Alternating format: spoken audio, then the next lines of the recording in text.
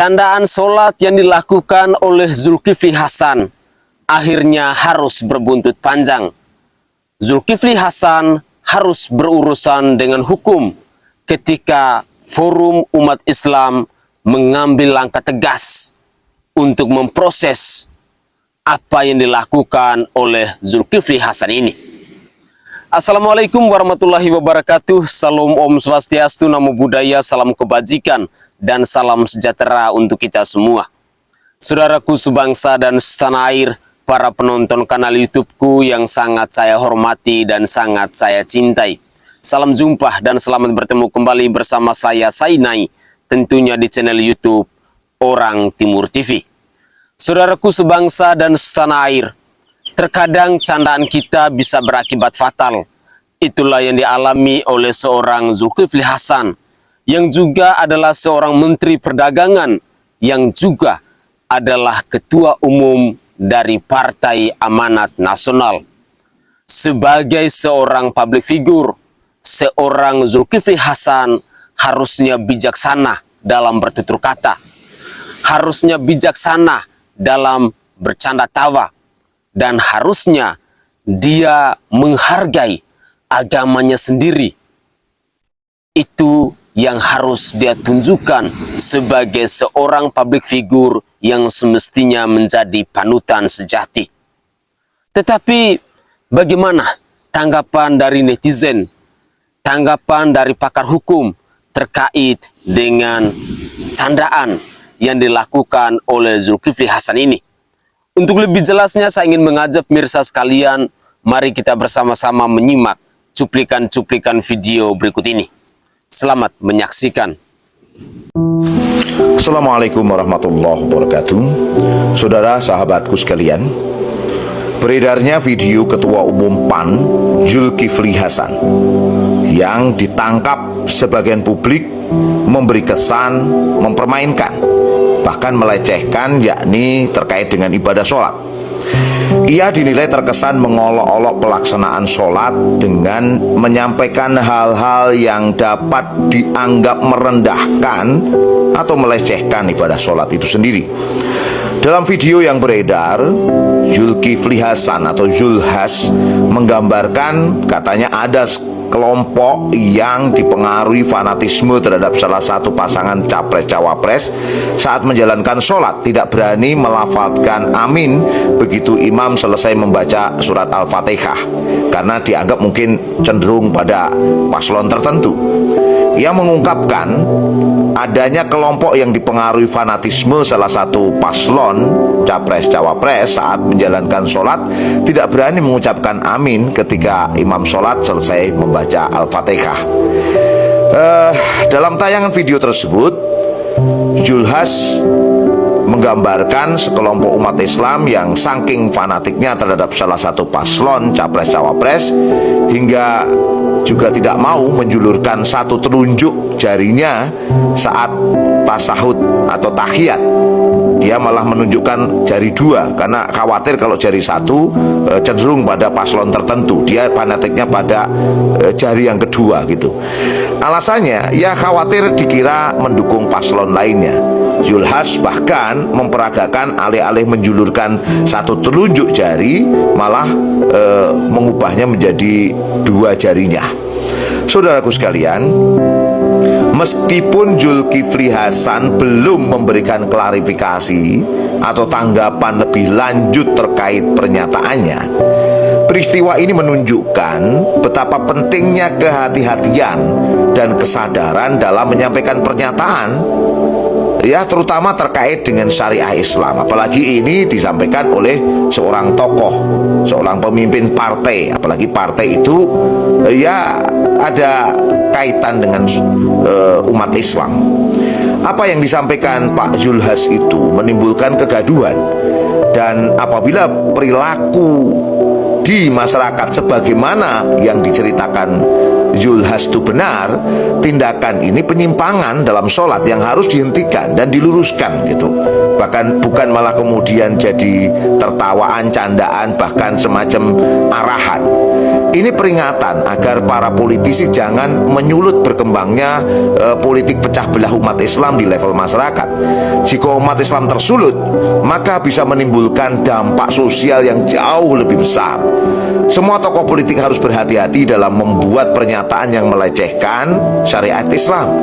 Zulhas juga harus meminta maaf pada umat Islam, dan ini dinilai telah menodai sakralitas dari ibadah sholat.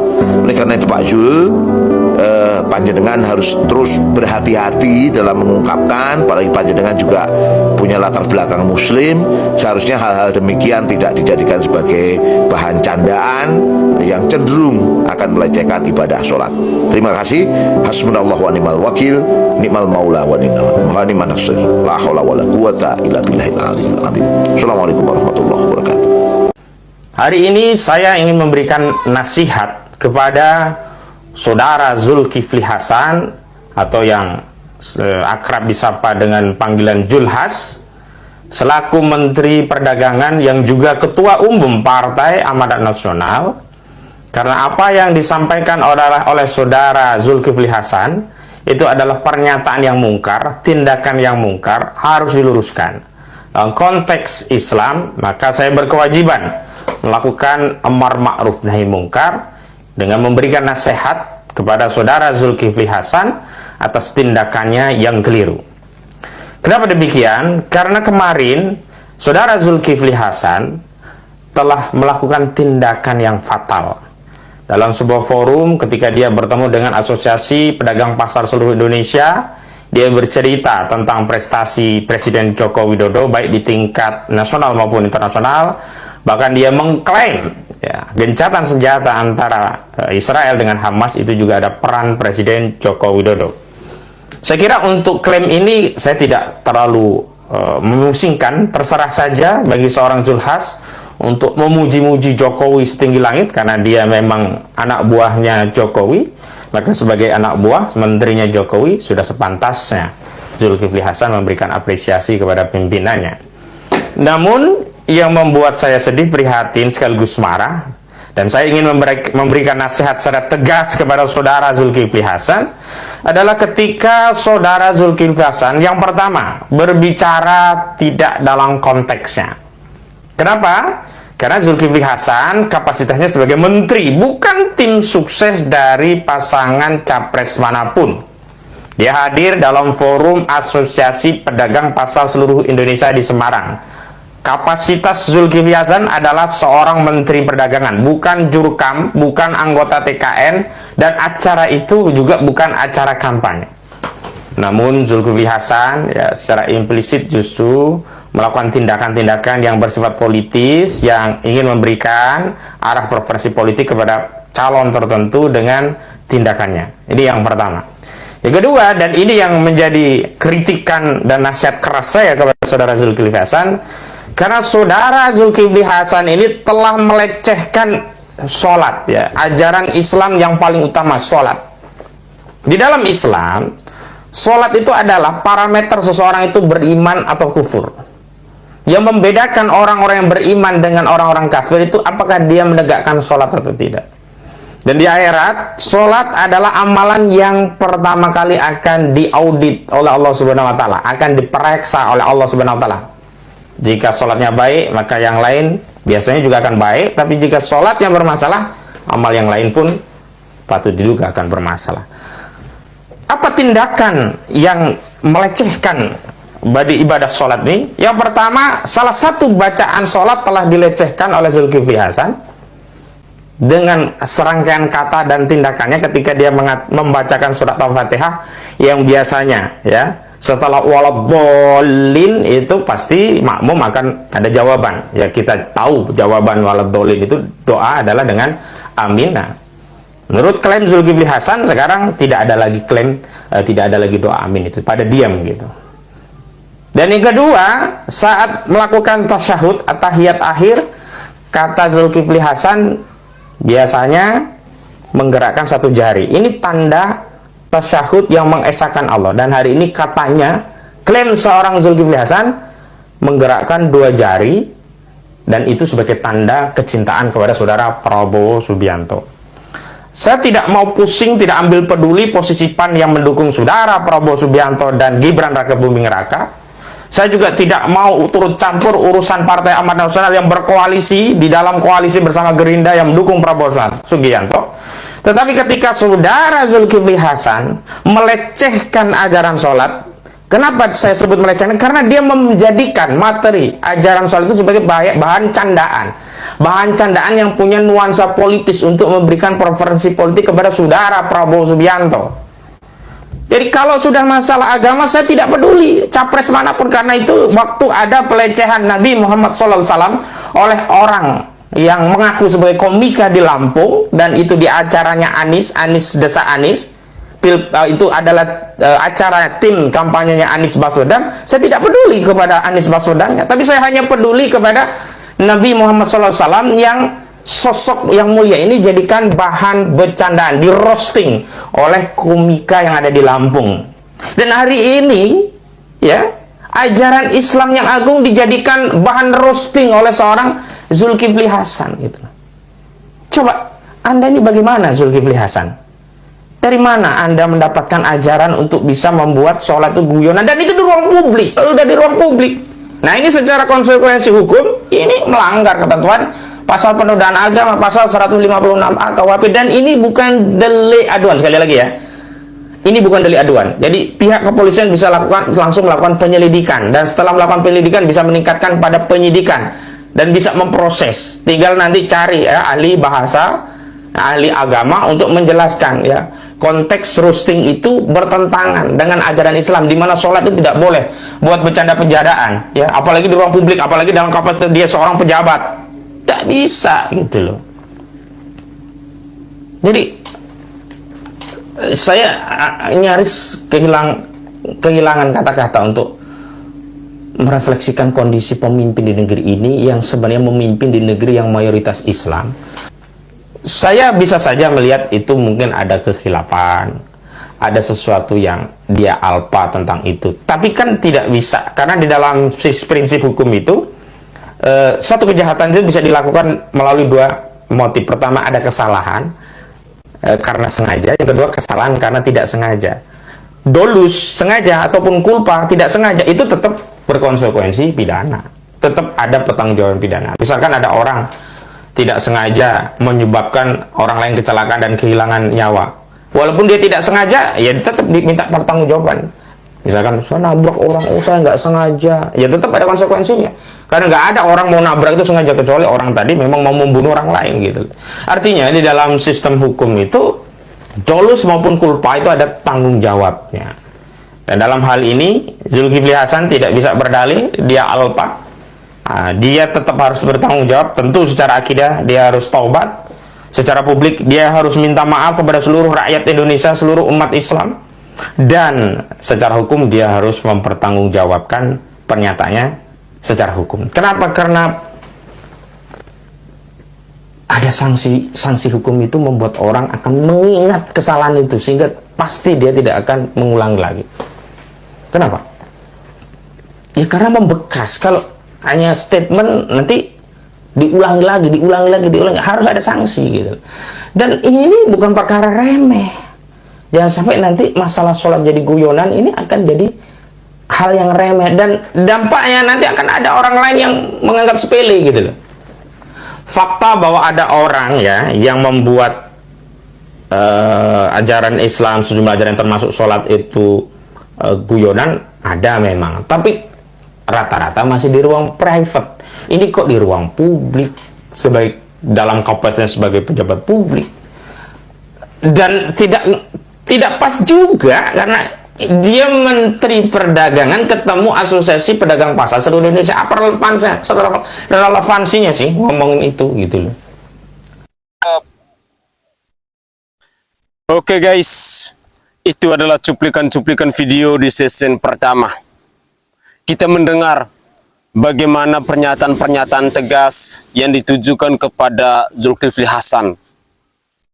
Konyolnya, seorang Zulkifli Hasan ini adalah muslim sejati. Semestinya dia harus bisa memberikan contoh, dan apalagi dia adalah seorang public figure yang punya nama, yang punya pengetahuan yang tentunya sangat baik dalam ajaran agama Islam itu sendiri. Tetapi apa jadinya jika seorang muslim lalu menghina agamanya sendiri, mencela agamanya sendiri? Tentu ini adalah sebuah candaan yang menurut saya sangat buruk, tidak patut untuk dijadikan sebagai contoh.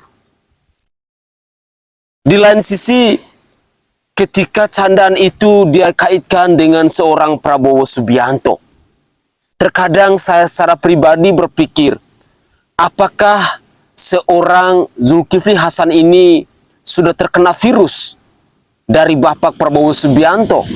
Karena beberapa waktu yang lalu, Prabowo Subianto ini juga viral di media sosial dengan pernyataan dahas muetik yang menyindir Bapak Anies Rashid Baswedan. Sekali lagi, agama itu jangan dijadikan sebagai bahan candaan. Berbicara agama, berbicara bagaimana kita memuliakan Tuhan kita, bagaimana kita menghormatikan Tuhan kita. Kalau dengan Tuhan Allahmu saja kamu tidak menghormati, lantas bagaimana kau bisa menghormati sesamamu yang adalah manusia? Sekali lagi, saya yang non-muslim, saya merasa bahwa seorang Zulkifli Hasan ini rasa-rasanya dia sudah kehilangan etika, sudah kehilangan moral, sudah kehilangan jati dirinya sebagai seorang muslim. Sampai-sampai pada akhirnya dia harus bisa mempermainkan agamanya sendiri sebagai bahan candaan. Dalam video saya kemarin, banyak sekali tanggapan-tanggapan dari saudara dan saudari saya yang beragama muslim ketika mereka tidak terima sholat itu dijadikan sebagai bahan candaan oleh Zulkifli Hasan ini. Apakah hanya demi seorang Prabowo Subianto, lantas seorang Zulkifli Hasan rela untuk bercanda dengan agamanya sendiri? Ini bukan sesuatu yang lucu. Tolonglah, jangan membuat kegaduhan di bangsa ini. Jangan membuat perpecah belahan di bangsa ini. Mari, Anda boleh mendukung Prabowo Subianto, Anda boleh mendukung public figure atau capres-cawapres yang Anda dukung saat ini, tetapi jangan pernah jadikan agama hanya demi Prabowo Subianto, hanya demi Paslon 02, hanya demi untuk menaikkan elektabilitas dari Prabowo dan Gibran ini. Gunakanlah logika akal sehat kita. Mari kita lanjutkan lagi. Pak Agus, kalau dari sisi hukum, betulkah apa yang disampaikan Zulkifli Hasan ini memenuhi unsur delik penistaan agama seperti yang dilaporkan oleh Forum Umat Islam? Sebelum ke sana saya ingin menyampaikan bahwa kalau kualifikasi delik penistaan agama itu kan di dalam ada ketentuan ya, pasal 156A ya KUHP, dan kemudian di dalam Undang-Undang ITE juga ada yang namanya di dalam pasal 28 ayat 2-nya. Kemudian sanksinya ada di pasal 45 ayat 2-nya. Artinya apa? Memang di dalam kualifikasi yang disebut dengan penistaan agama tentu nanti ada beberapa ahli yang harus menyampaikan hal ini ya, baik itu dari ahli agama, kemudian ahli bahasa. Nah, tujuannya, adresatnya itu yang dimaksudkan oleh saudara Menteri Perdagangan itu untuk apa begitu ya? Yang jelas saya sebagai umat Islam ya, yang notabene saya beragama Islam ya, saya pikir tidak pernah saya diajarkan oleh guru-guru saya, kiai-kiai saya dulu seperti itu begitu. Artinya ini kan sebenarnya sesuatu yang tidak mesti harus dilakukan dari perspektif hukum. Kalau kemudian yang bersangkutan melakukan hal seperti itu, maka kemudian memang di dalam hukum pidana ada ya pasal yang tadi saya sebutkan, baik itu pasal 156A KUHP dan kemudian pasal 28 ayat 2 Undang-Undang ITE berikut pasal 45-nya ayat 2-nya yang merupakan sanksinya. Nah, namun hal ini kan harus dilakukan proses ya.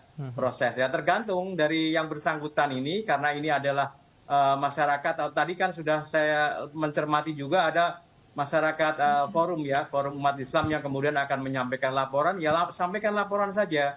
Karena ini menjadi satu pembelajaran bagi masyarakat, apalagi ini bagi tokoh ya, bagi pemimpin. Ketika kemudian menyampaikan satu pendapat, menyampaikan satu gagasan, menyampaikan pandangannya, tidak boleh kemudian menabrak rambu-rambu hukum ya. Bahkan yang namanya etika saja tidak boleh, apalagi ini menabrak hukum. Saya pikir tidak boleh dilakukan ya, apalagi nanti ini pasti akan mencederai umat Islam ya. Saya pikir tidak perlulah ini ya. Kalau menurut saya tidak perlu dilakukan oleh seorang tokoh. Nah, oleh karena itu ya tidak ada salahnya kalau saya ya mencermati dalam kaitannya dengan hal ini, ya proses hukum biarlah berjalan sebagaimana mestinya. Nanti penyidik akan kemudian melanjutkan atau tidak melanjutkan, kan urusannya aparat penegak hukum. Nah, saya yang selalu mengingatkan, makanya ini pentingnya bagi semua hal, semua pihak untuk berhati-hati ya dalam forum yang saya kira situasinya situasi politik seperti ini tuh pasti kalau kemudian menyampaikan hal-hal yang nanti bertentangan dengan hukum ya pasti akan ada persoalan. Saya kira kita harus banyak belajar dari kasus-kasus yang sudah ya.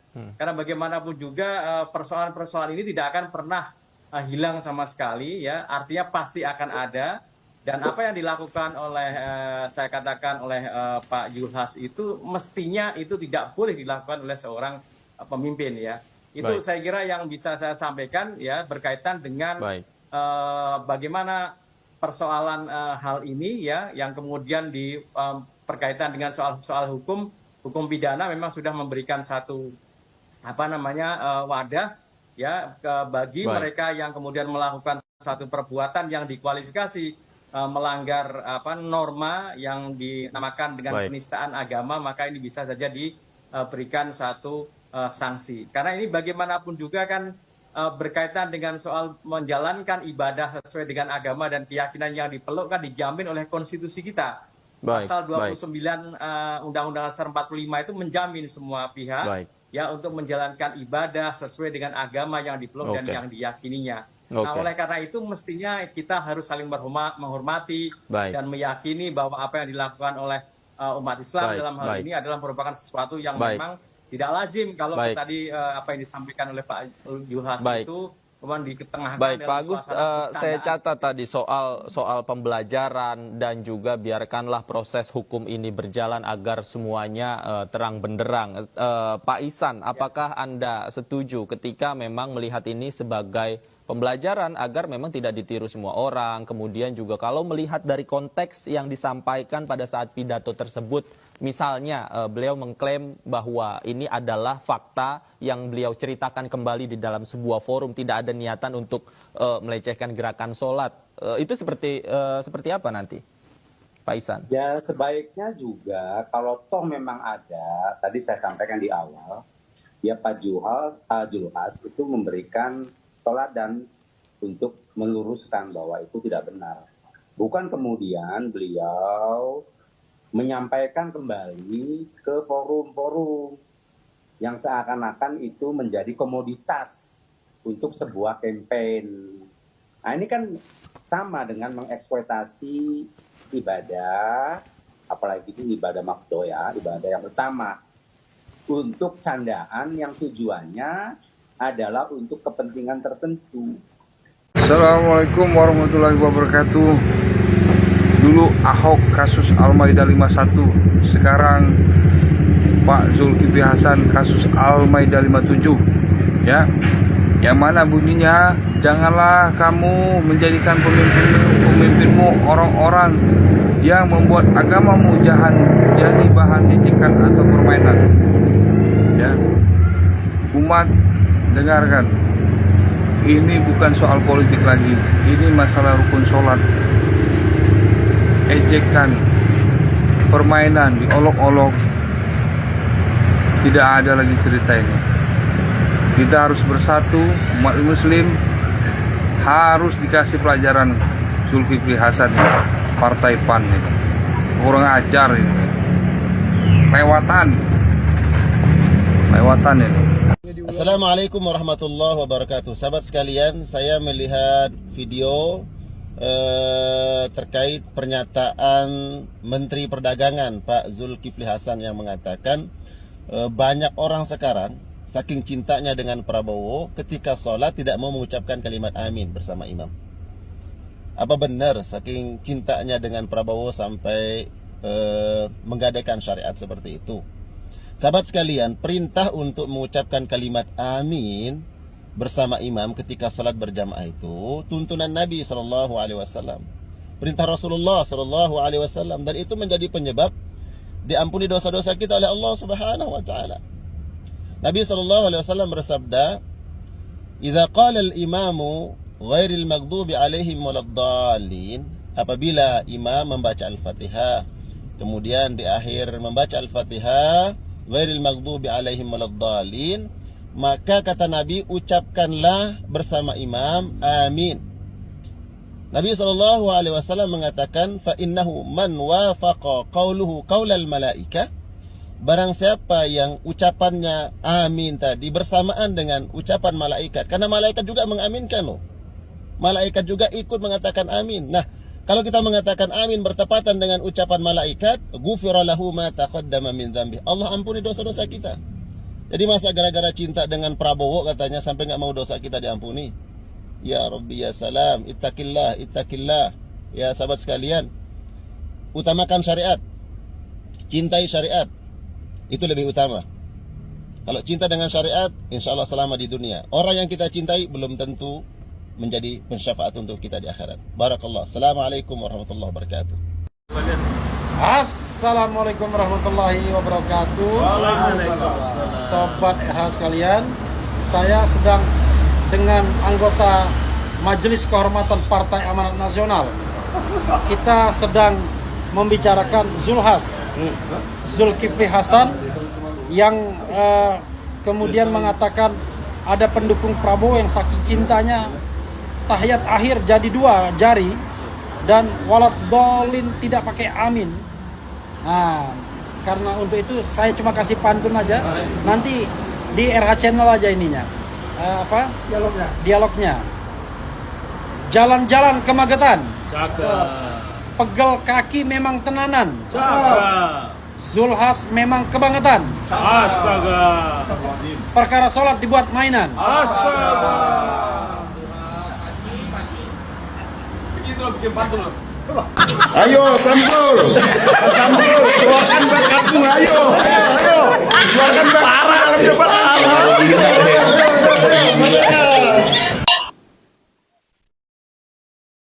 Oke guys, itu adalah cuplikan-cuplikan video yang bisa saya persembahkan ke hadapan pemirsa sekalian pada kesempatan ini.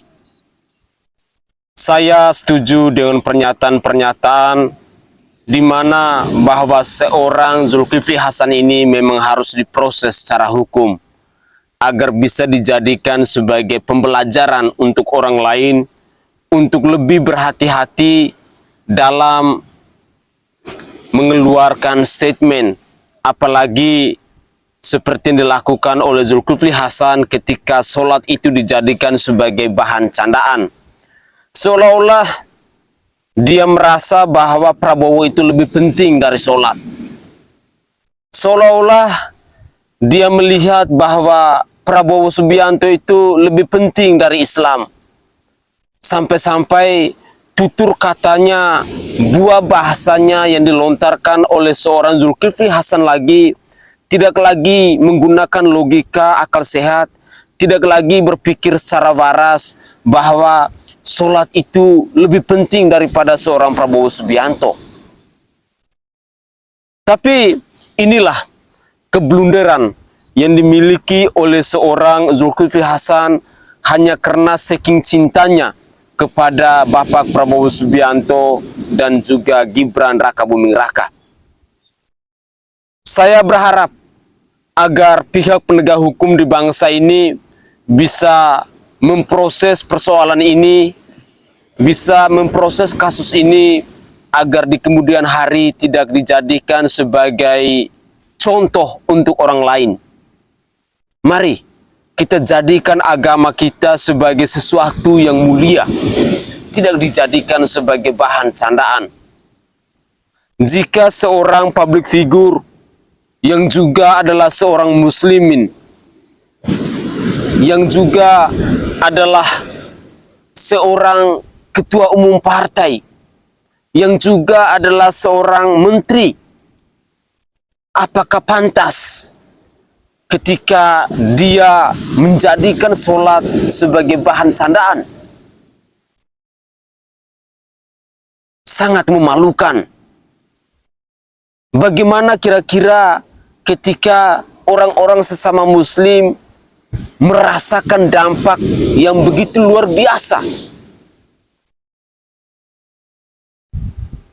Sekali lagi, saya berharap bahwa pihak penegak hukum dan juga forum umat Islam bisa segera memproses kasus ini, sekalipun seorang Zulkifli Hasan harus meminta maaf, harus memberikan klarifikasi dan lain sebagainya, tetapi proses hukum itu harus tetap dilaksanakan agar bisa memberikan efek jerat kepada siapapun di bangsa ini, agar jangan menjadikan agama itu sebagai bahan candaan.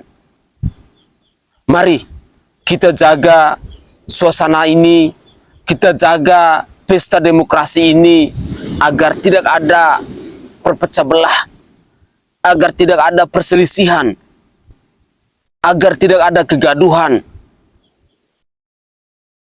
Salah satu netizen tadi mengatakan bahwa pada tahun 2017 seorang Basuki Cahayapurnama atau Ahok menghina surat Al-Maidah 51.